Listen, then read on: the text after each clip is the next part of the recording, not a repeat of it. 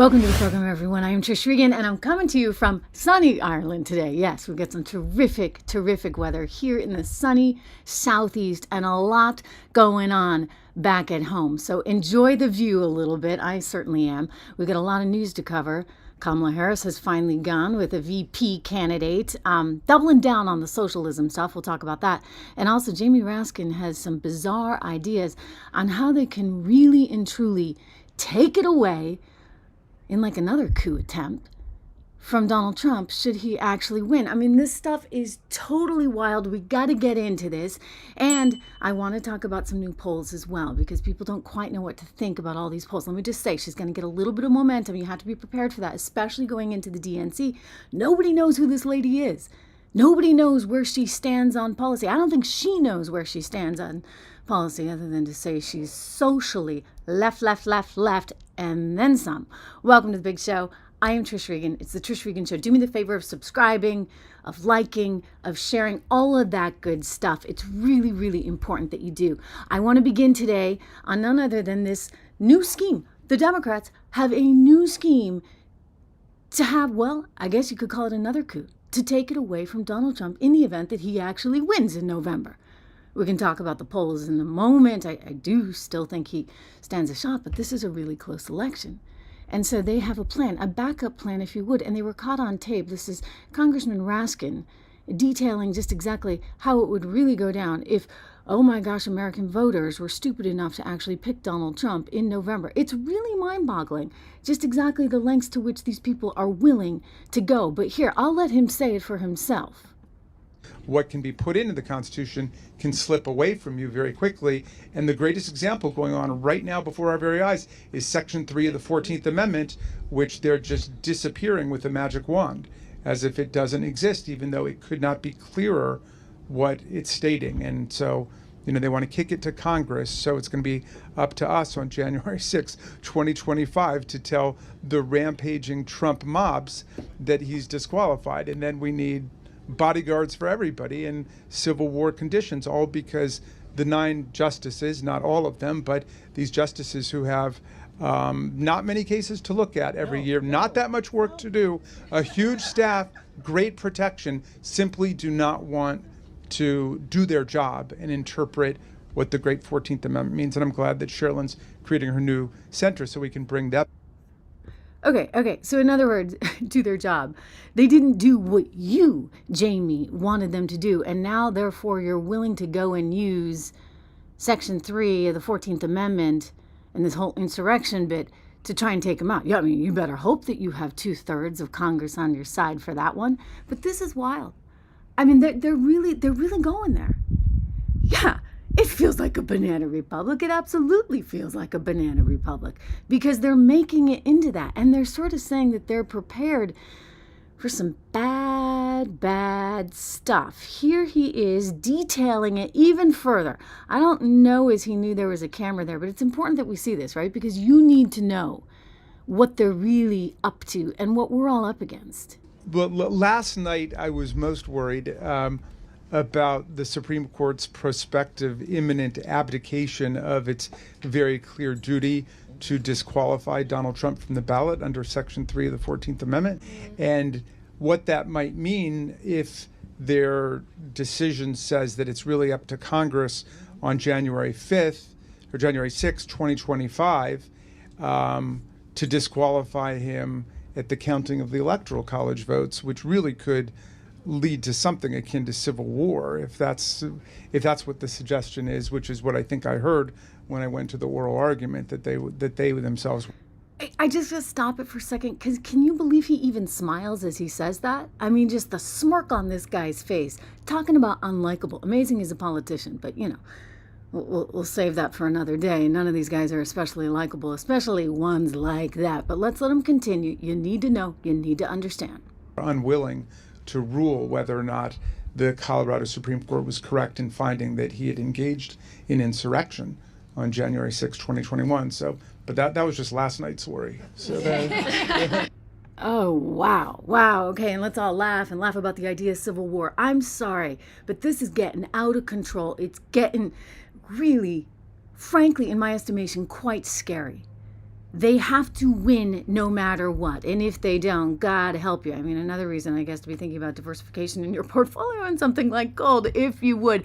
More on Trump's reaction to Raskin and the coup attempts nonstop, plus polls coming up. But first, a word from one of our sponsors. Hey everyone, I'm Trish Regan, and so happy to be coming to you live all week long from the stunning island of Ireland. Just incredible. You know, when I was a little kid and we'd visit here, my mom would say, if you're lucky enough, you might actually get a pot of gold at the end of a rainbow, because that's where the leprechauns leave it. So we looked, we didn't find any, but I consider it probably having been good advice, because as I got older, I learned that gold is pretty valuable. It's valuable in terms of diversification. I encourage you to take a look at it. And when you do, call our friends, our wonderful sponsors over at American Hartford Gold. You can go to trishlovesgold.com, Trish Loves Gold, and wow, it's windy here. You can text 65532, my name, Trish, to 65532 for your chance to get up to $15,000 in free silver, ladies and gentlemen. Just a terrific offer. A terrific offer indeed. Anyway, our thanks to American Hartford Gold. And fortunately, not the same kind of wind here in Ireland today, but those cliffs are amazing, amazing. I mean, it's just been incredible for me to be here. More on my trip coming up, and I'll tell you more throughout the week. But before that, look, Donald Trump knows what's up. He knows how serious this is. He knows how dangerous it is. He admitted exactly what they did to none other than President Joe Biden. I mean, you know, I know, that was a coup. That was a good old-fashioned coup. And they were successful in doing it, which is pretty incredible. He went on this podcast with this streamer. The whole thing was like a little weird. The streamer gave him a Rolex. The look on Trump's face when he got that. He said something like, I don't know what you do here on this show. But anyway, they had some fun. I'm not sure he's keeping the Rolex, but he did have some good things to say. Donald Trump had some good things to say, especially when it came to Joe Biden and the coup that went down for Joey. That it's a travesty that we have somebody in that spot who could very well become the first female president, which is a big deal, who doesn't really seem to have any policy chops. I mean, we don't really know where she stands on things like the economy, on taxes, other than, I guess she just wants to tax you to death, right? To pay for everybody else's free education, etc. And now she's just taken on this guy, we can get to him, Tim Waltz, the governor of Minnesota, who's got a whole social scientist background, right? So you get a whole bunch of social workers there who want to take over the world effectively. And I'm telling you, this doesn't work. It's been tried and tried and tried again, okay? All over the world. Take your pick. Venezuela being one of the very latest examples. A lot of concerns, too, about Venezuela and the fact that we've got the poor situation we have.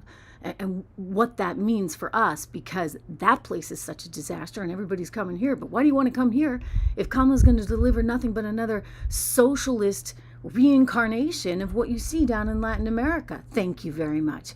It's one of the reasons I'm telling you, you got to prioritize your own investing in your own future. And I want you to do this. Look, we've had a lot of chaos in the market over the last couple of days. You know, on Friday, we didn't get anything that I think was a terrible surprise. I mean, you had a lousy jobs report, okay? Everybody knew it was going to be a lousy jobs report. They were looking for 175,000. We got 114,000.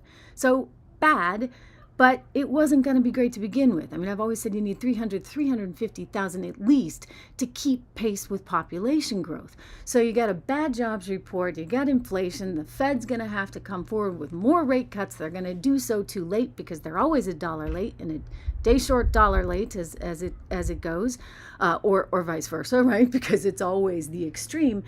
And you're going to have a recipe for problems. So go to my company, 76 Research. I created it in part for all of you because I care so much about what you're doing with your money and planning for your future. And I don't care, you know, you tell me, oh, you know, things are tight. I got to pay this much more for groceries. I know you do. I know you do. I know it's harder. But you've got to go out of your way to just save $5, $10 a week, a couple dollars a day, anything you can, and dollar cost average into the market. Hopefully into the stocks that Rob and I are telling you. Rob is my colleague, Rob Horton over at 76 Research. Hopefully into those stocks. We have 3 model portfolios. You've got a resilience portfolio. You've got an income builder portfolio, which has just done great, by the way. We're very, very proud. We're proud of all of them. They've all done great. They've all beaten the market, beating the S&P. Hard thing to do, right? right about now, but that is what we're doing. And we have an inflation protection portfolio. So go there, sign up for the 76 report, if nothing else, at least the free stuff, for goodness sakes, and start planning your future today. I mean, you got to do it, right? Because you can't rely on these clowns. I'll tell you that.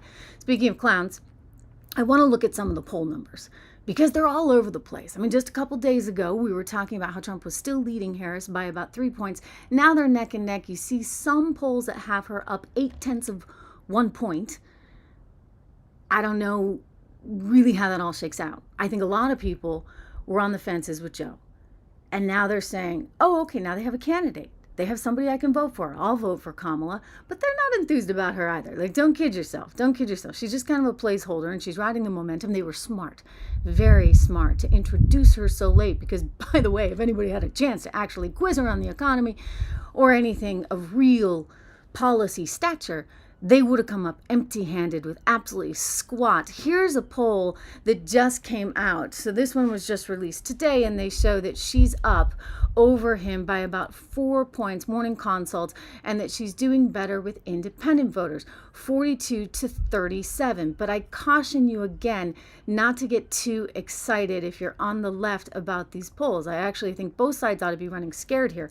Both sides ought to realize how close this all is. I think perhaps Jamie Raskin, right? He does. This politician who's planning for some kind of coup that I told you about. What can be put into the Constitution can slip away from you very quickly. And the greatest example going on right now before our very eyes is Section 3 of the 14th Amendment, which they're just disappearing with a magic wand, as if it doesn't exist, even though it could not be clearer what it's stating. And so, they want to kick it to Congress, so it's going to be up to us on January 6, 2025 to tell the rampaging Trump mobs that he's disqualified. And then we need bodyguards for everybody. And all right, so this is their plan. I mean, that's how scary this is. The fact that this election is so close, this is what makes it more concerning, I think, for everyone. Because you run the risk of the left digging in that way. In other words, if it comes out that Donald Trump won, it will likely be by a pretty slim margin. They couldn't risk it with Biden, you see, because with Biden, Trump was going to just trounce him. So now they think they've got some kind of shot in HELL, so they're going to take it with Kamala, and they're going to hope that at least it's close enough, I guess, so that they can pull a Jamie move. I hope not, because I hope that's not the country that we live in. But look, I've seen stranger things, and they've put forward this woman who's proud of her dancing on her TikTok. I mean, come on, who doesn't tell you anything about policy. I'm not kidding. This is her TikTok, ladies and gentlemen. Yeah, she's all over that dancing. She's got the kids dancing, sort of, kind of. I mean, she's not exactly someone who's that young. She's a lot older than me, and I'm not dancing on TikTok, thank you very much. But she's desperately trying to pull in all of these people, all of these quote-unquote kids, and make them enthusiastic about her. But I'm like, enthusiastic about what?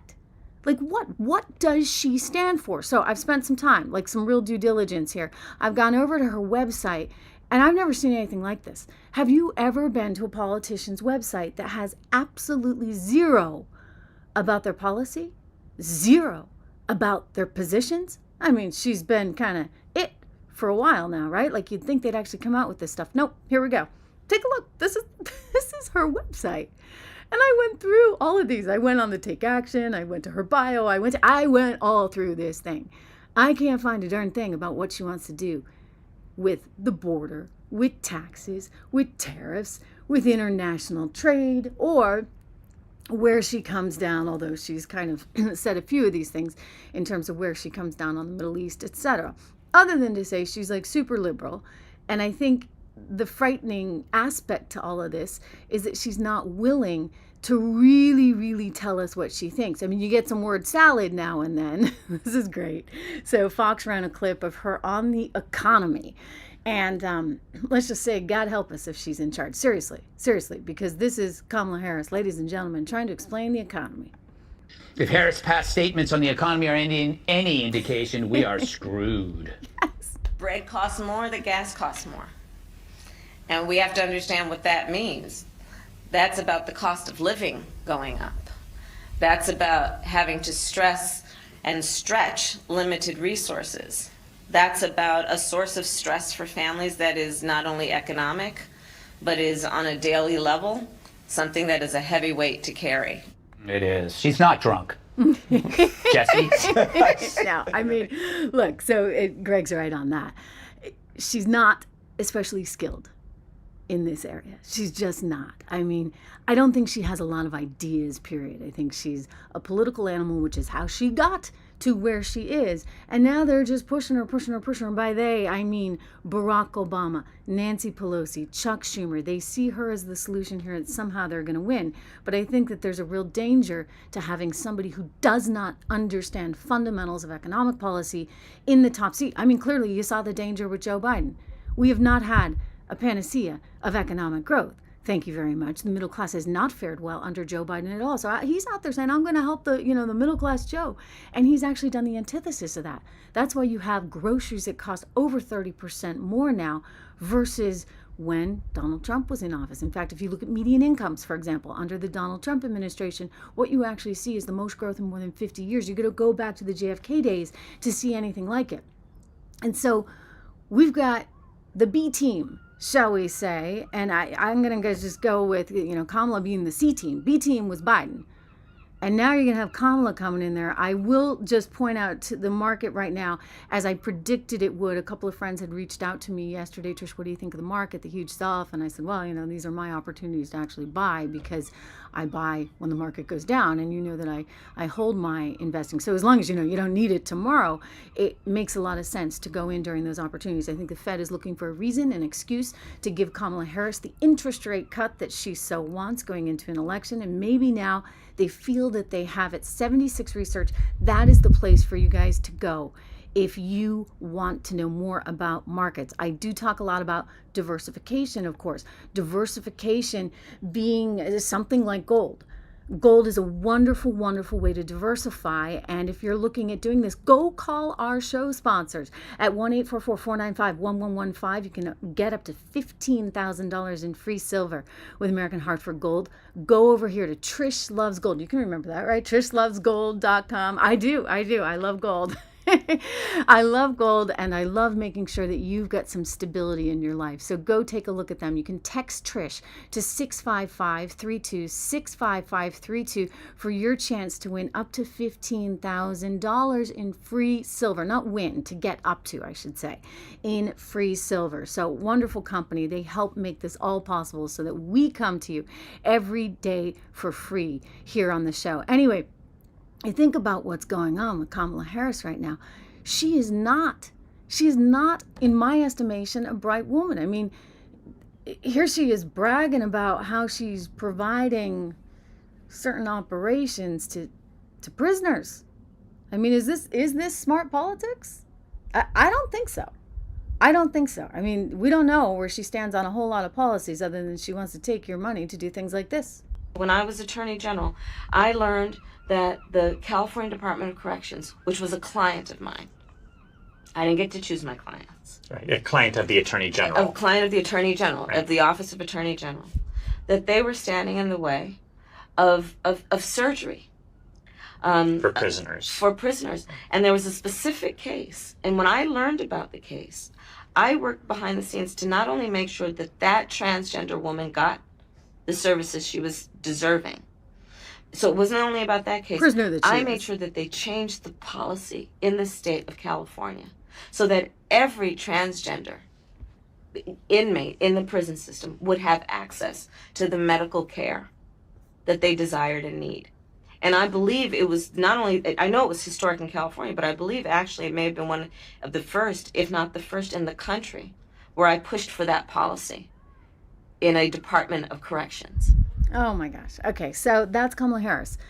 And what, we're going to have to sit through 4 years of that? I don't think so. I don't think it's really going to happen for her, but these polls are tight and it's going to be dicey, ladies and gentlemen. Here's Donald Trump at a rally speaking out about Kamala, and he points to something that we all know well, her word salad, and how just the other day they tried to get her to say something on record without a script, without a prompter, and she started going in loop-de-loops again. Loop-de-loops about diplomacy means she really can't talk. Here we go. Did you see her the other night? They put a camera in her face. She can't even talk. We just went through 4 years. Let's not go through another 4. This is just an extraordinary testament to the importance of having a president who understands the power of diplomacy and understands the strength that rests in understanding the significance of diplomacy and strengthening alliances. This is an incredible day. I mean, who is she, right? Like, who is this woman really? Why can't she speak? She's been in politics a decent enough time to be able to string a few sentences together. I mean, I joke that maybe it's in the water. Maybe she inherited this from Biden. I don't know. But she doesn't seem to have very coherent thoughts on anything, which I consider really alarming, right? The policy wonk that I am, what are we going to be getting? At least with Donald Trump, he's got a very defined plan when it comes to taxes, when it comes to trade, when it comes to the border, when it comes to international issues, when it comes to tariffs. I mean, he can talk about this stuff all day long. When it comes to trade deficits. But Kamala? I mean, other than dancing and maybe a little singing now and then, and talking about how she's going to give everybody free college in defiance, ladies and gentlemen, of the Supreme Court, I don't know what she stands for, other than a whole bunch of nonsense that's not even legal. Think about that. It's not legal. And now she's bringing in a guy, this Tim Waltz. Tim Waltz is now being named as the vice president for Kamala Harris on her ticket. And Tim has, I guess, his claim to fame is he is the governor from Minnesota, a state that she obviously wants to be able to succeed in getting, and she probably will. It tends to be a very blue-leaning state, although we did see recent polls that showed Donald Trump had a fighting chance there. Minnesota, that's the governor who's all about social services. He's all about gender-affirming care, all of these sort of big ideas, right, that he's putting forth in his state. He was a social sciences or social studies teacher, I guess, who then went into the National Guard and then ran for Congress. One of the things that I find a little concerning about him is he doesn't have exactly what we would call a real stellar education. Not that education is everything, right? But you got to have like sort of one of a few things. Either you get the good education, or maybe you've got the real world experience, maybe the business experience. Oh, I'm hoping for too much, right? Donald Trump actually has both, right? He's got the business experience and he's got the education. But this guy graduated from Chadron State College with a Bachelor of Science in Social Science education. Ooh, we get all these social scientists. Think about that. Think about what they're trying to do. And think about all the social scientists that they're bringing in. For goodness sakes, the guy who's running the econ department there, he's also like a social worker, not an economist, a social worker. There's a distinction, okay? There is a distinction. So he got the social science education degree in 1989, later learned a master's of science in education leadership from Minnesota State. Education leadership. What is that? Like you teach the teachers how to teach the woke stuff? I mean, the wokeism's getting a little crazy here. I'm sorry. But she's going with the wokest to the woke. I mean, she could have gone with the guy from Pennsylvania, Shapiro. That might have helped mellow her out, especially, I would think, within the Jewish community, who's quite alarmed and concerned, not just about Biden, but especially about the Kamala Harrises of the world, right? Who's seemingly not exactly what you would call pro-Israel. So these are real problems. And, you're going to get the dancing, oh, I could say something, but I'm not. The dancing lady, right? And if that's where we're heading, I think we're kind of doomed. I really, really, really do. I mean, I'm not sure how much of that, ladies and gentlemen, we can really and truly take now, right? But the dancing needs to stop. I'm telling you, it's really kind of a travesty that we have reached a point where we have no one with any real skill that's actually looking to seek higher office. I mean, that's a real problem.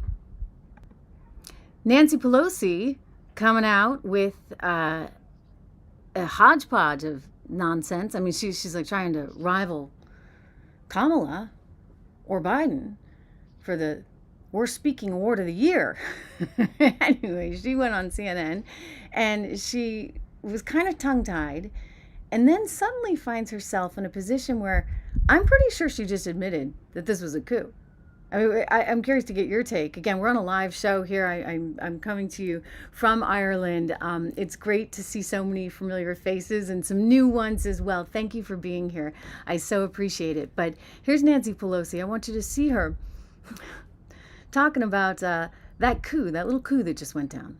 Whether it's, well, it's the first bill that protect our assault, our bill. COVID. Shots in the arm, money in the pockets, children in school, people at work, the infrastructure bill, building in a way that is respectful of communities, chips and science. Have you spoken to President Biden since he No. dropped out? No, I have not. Do you hope to? Yes, I hope to. Yeah. We're all busy. Is everything okay with your relationship? You'd have to ask him, but I hope Okay. so. But he knows. Look, I have loved Joe Biden, respected him for over 40 years. I was party chair in California, then I became member of Congress, and then one thing, other housewife, House member, House Speaker, working with him all along. I think he has made one of the biggest contributions to our country in the shortest period of time. Yeah, so Nancy knows that Joe is kind of mad at her. Joe should be pretty mad at her. I'd be pretty mad. I bet you Dr. Jill is really, really mad at her. But they felt that it had to be done. They had to do it, you see, because they had to win at all costs. And that leaves us in a very scary, I think, place when you think about all that just happened. And really think about it, right? I mean, you're a Democrat. Put yourself in the seat of any Democrat that went and voted for Joe Biden. You voted for him because they told you he was great. And you thought he was great, even though, some of us over here, like on the Trish Regan show, we played you plenty of tape. I've said for 2.5 years now, he's not all there. That's not exactly who I'd be going with. And yet they did. They did, and they did. And we were the crazy ones for suggesting that there might be that was just a cheap fake. If Trish is showing you any video that suggests that maybe he's not quite what he once was, that was the cheap fake. So they sold this to the American people. The American people went in, they voted for him. And then as soon as it was realized this guy can't get it to the finish line, they encouraged him to do the debate. And then they just took him apart. I mean, look at how the mainstream media worked in concert with the operatives in the Democrat Party to make sure that Joe would step down. And he was reluctant, as we knew he would be, right? He's got the keys to the kingdom. You think he wants to give those up? So there were a lot of negotiations that went down, and then they just kept putting the pressure on. And eventually, they got their gal in there who can't win an election, a nationwide election, to save her life. The only way this ever could have happened is if you orchestrated it. And that's what's scary, especially if Donald Trump wins. And look, very, very close polls, as we have discussed. The fact that they have this on their radar, we're going to show you Congressman Raskin, the fact that this is even on their radar, we're talking the 14th Amendment, Section 3, that should alarm you. What can be put into the Constitution can slip away from you very quickly. And the greatest example going on right now before our very eyes is Section 3 of the 14th Amendment, which they're just disappearing with a magic wand, as if it doesn't exist, even though it could not be clearer what it's stating. And so, they want to kick it to Congress. So it's going to be up to us on January 6, 2025 to tell the rampaging Trump mobs that he's disqualified. And then we need bodyguards for everybody in Civil War conditions, all because the 9 justices, not all of them, but these justices who have not many cases to look at every year, not that much work to do, a huge staff, great protection, simply do not want to do their job and interpret what the great 14th Amendment means. And I'm glad that Sharon... I know I played that for you a couple times throughout the show, but it is so important. It is so important for you to understand what we're really up against right now. It's so important for you to also take control of your own future, however that may be. I really encourage you right now to go to 76 Research. Go to 76research.com, my financial website, research site, and letter that I started with a brilliant fund manager, Rob Horton, and go look at those model portfolios, 10 to 15 stocks in each one, because these are dicey times, ladies and gentlemen, really, really dicey times. And you need to be looking out for numero uno. Make sure you subscribe to the show. Make sure you like. Make sure you share. Thank you all for being here live. And we will talk again tomorrow.